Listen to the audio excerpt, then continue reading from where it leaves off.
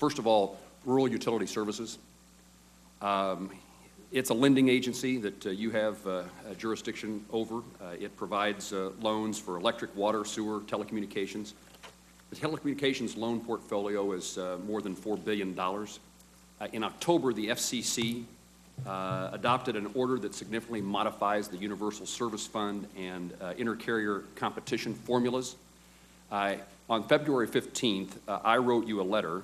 I'm not yet complaining that it hasn't been responded to, but I've raised this topic with USDA, with you in particular, trying to discover what your analysis is about the impact of the FCC's Universal Service Fund and intercarrier compensation order, what the consequences are to the RUS loan portfolio as it relates to telecommunications. Are you concerned with that order? If so, what's RUS, USDA doing to explain to the FCC and within the administration? I'm worried that the potential now exists for significant loan defaults at RUS because one of the main features by which a rural telephone company has to repay their loan to RUS is Universal Service Fund dollars that no longer will be flowing to those telephone companies.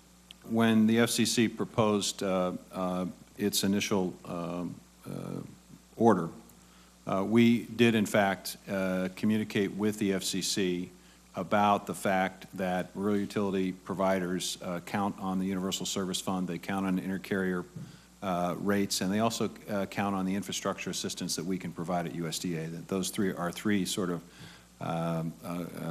pillars upon which the whole system operates.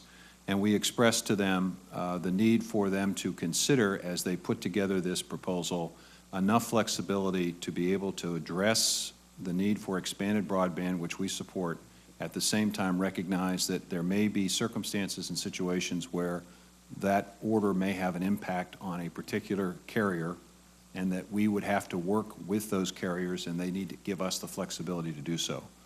We have asked the folks that we are currently doing business with to basically give us more information on the specifics as it relates to their individual operation so that we have a better understanding on an individual basis how they see the potential impact.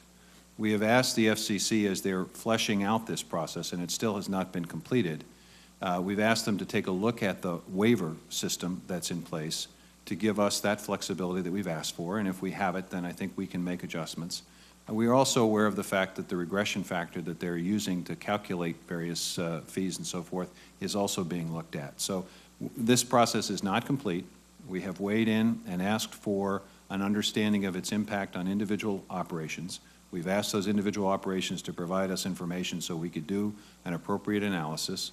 And we've also asked them to, and we've also begun our process of figuring out precisely how we will approach things differently if this ultimately comes to fruition. So we are aware of it. We've engaged in it. We continue to engage in it.